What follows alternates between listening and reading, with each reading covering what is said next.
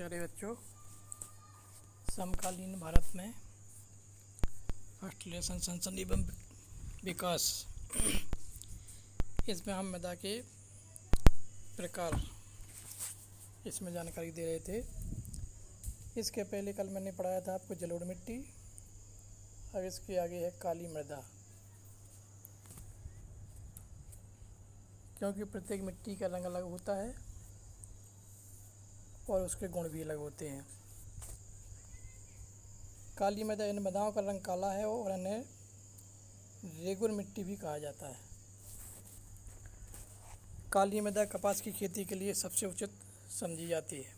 सबसे अच्छी खेती यानी काली मृदा में कपास की खेती की जाती है। और काली कपास मृदा के नाम से भी जाना जाता है। यह माना जाता है कि जलवायु और जनक सेलों ने काली मृदा के बनने में महत्वपूर्ण योगदान दिया है। इस प्रकार की मृदाएं दक्कन का पठार, जिसे बेसाल्ट का क्षेत्र कहा जाता है, उत्तर पश्चिमी भागों में पाई जाती है। और लावा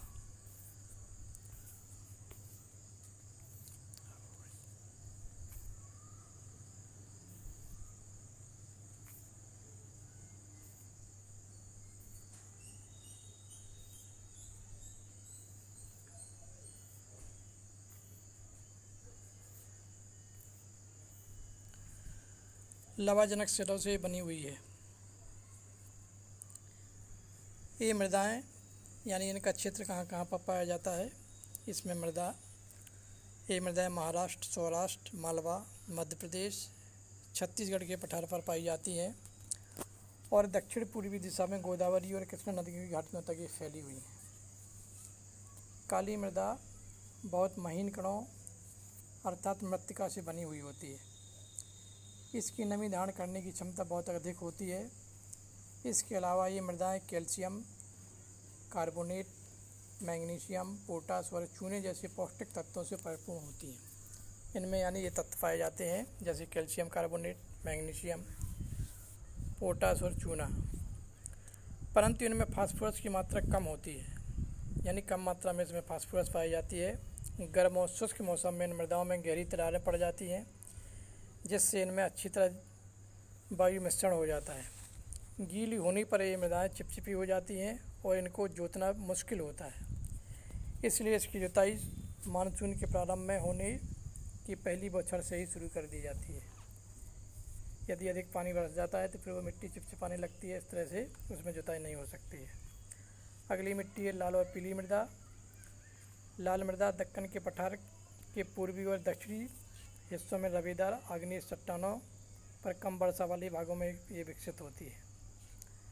लाल और पीली मृदाएं उड़ीसा, इनका जो क्षेत्र है उड़ीसा, छत्तीसगढ़, मध्य गंगा के मैदान के दक्षिणी छोर पर और पश्चिमी घाट में पहाड़ी पथ पर ये पाई जाती हैं। इन मृदाओं का रंग रवेदार आग्नेय और रूपांतरित चट्टानों से लौह धातु के प्रसार के कारण होता है। इनका पीला रंग इनमें जलयोजन के कारण होता है। इस तरह से अगली मिट्टी है लेटराइट मिट्टी या लेटराइट मृदा। लेटराइट शब्द ग्रीक भाषा के शब्द लेटर से लिया गया है, जिसका अर्थ होता है ईंट। लेटराइट मृदा का निर्माण उष्णकटिबंधीय तथा उपोष्णकटिबंधीय जलवायु क्षेत्रों में अर्ध तथा शुष्क ऋतुओं के एक के बाद एक आने के कारण होता है। यह भारी वर्षा से अत्यधिक निस्खलन का परिणाम है। लेटराइट मृदा अधिकतर गहरी और अम्लीय होती है। इसमें सामान्यतः पौधों के पोषक तत्वों की कमी होती है। यह अधिकतर दक्षिणी राज्यों, महाराष्ट्र के पश्चिमी घाट क्षेत्रों, उड़ीसा, पश्चिम बंगाल के कुछ भागों तथा उत्तर पूर्वी क्षेत्रों में ये पाई जाती है। जहाँ इस मिट्टी में पर्णपाती और सदाबहार वन मिलते हैं, वहाँ इसमें ह्यूमरस पर्याप्त रूप में पाया जाता है। लेकिन विरल वनस्पति और अर्धशुष्क पर्यावरण में इसमें ह्यूमरस की मात्रा कम पाई जाती है। इसमें जो ह्यूमरस होता है उसकी मात्रा कम होती है। स्थल रूपों पर इसकी स्थिति के अनुसार इसमें अपरदन तथा भूमि निम्नीकरण की संभावना भी होती है। मृदा संरक्षण की उचित तकनीक अपना करके इन मृदाओं पर कर्नाटक, केरल, और तमिलनाडु राज्य में चाय और कॉफ़ी उगाई जाती है। तमिलनाडु, आंध्र प्रदेश और केरल की लाल लेटराइट मृदाएं काजू की फसल के लिए भी सबसे उपयुक्त हैं। इसके आगे अगली मृदा है मरुस्थलीय मृदा, जो मरुस्थलीय क्षेत्रों में पाई जाती है। मरुस्थलीय मृदाओं का रंग लाल और भूरा होता है। ये मृदाएं आमतौर पर रेतीली और लवणीय होती है। कुछ क्षेत्रों में नमक की मात्रा अधिक होती है, इतनी अधिक होती है कि झीलों से जल वाष्पीकृत करके खाने का नमक भी बनाया जा सकता है। यानी जल का वाष्पीकरण होगा और जल के वाष्पीकरण से नमक का निर्माण किया जाता है। शुष्क जलवायु व उच्च तापमान के कारण जल वाष्पन दर अधिक है और मृदाओं में ह्यूमरस और नमी की मात्रा कम होती है। मृदा की सतह के नीचे कैल्शियम की मात्रा बढ़ती चली जाती है और नीचे की परतों में चूने के कंकड़ की सतह पाई जाती है। इसके कारण मृदा में जल अंतः स्नंदन अवरुद्ध हो जाता है और इस मृदा को सही तरीके से सिंचित करके कृषि योग्य बनाया जा सकता है, जैसा कि पश्चिमी राजस्थान में हो रहा है। अगली मृदा है वन मृदा। ये मृदाएं आमतौर पर पहाड़ी और पर्वतीय क्षेत्रों में पाई जाती हैं, जहाँ पर्याप्त वर्षा वन उपलब्ध है। इन मृदाओं के गठन में पर्वतीय पर्यावरण के अनुसार बदलाव आता है। नदी घाटियों में ये मृदाएं दोमट और सिल्टदार हो जाती हैं, परंतु ऊपरी ढालों पर इनका गठन मोटे कणों का होता है। हिमालय के हिमाच्छादित क्षेत्रों में इन मृदाओं का बहुत अपर्दन होता है और ये अधिशिलिक तथा ह्यूमरस रहित होती हैं। इनमें ना तो सिलिका होती है और ना ही इसमें ह्यूमरस होता है। नदी घाटियों के निचले क्षेत्रों, विशेषकर नदी सोपानों और जलोढ़ पंखों आदि में ये मृदाएं उपजाऊ होती हैं। तो ये तो मृदाओं के प्रकार हो गए। अब इसके आगे है मृदा अपर्दन और संरक्षण, यानी मिट्टी के कटाव को कैसे रोका जा सकता है, कैसे इसका संरक्षण किया जाएगा, कौन कौन से उपाय हैं इसके। मृदा के कटाव और उसके बहाव की प्रक्रिया को मृदा अपर्दन कहा जाता है।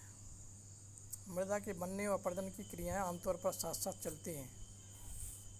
मृदा बनती भी उससे और मृदा का अपर्दन भी होता है। ये दोनों क्रियाएं इसमें साथ साथ होती हैं और दोनों में संतुलन होता है। परंतु मानवीय क्रियाओं जैसे वन उन्मूलन, अति पशुचारण, निर्माण और खनन इत्यादि से कई बार यह संतुलन भंग हो जाता है और प्राकृतिक तत्व जैसे पवन, हिमनदी जल मृदा अपर्दन करते हैं। इनके द्वारा यानी मृदा का अपर्दन होता है। बहता जल मृत्तिका युक्त मृदाओं को काटते हुए गहरी वाहिकाएं बनाता है, जिन्हें अवनलिकाएं कहते हैं। ऐसी भूमि जोतने योग्य नहीं रहती और इसे उत्खात भूमि यानी खराब भूमि कहा जाता है। चंबल बेसिन में ऐसी भूमि को खड्ड भूमि कहा जाता है। कई बार जल विस्तृत क्षेत्र को ढके हुए ढाल के साथ नीचे की ओर बहता है। ऐसी स्थिति में इस क्षेत्र की ऊपरी मृदा घुलकर के जल के साथ बह जाती है। इसे चादर अपर्दन कहते हैं, यानी चादर के रूप में, यानी ये मृदा कट करके बाहर चली जाती है।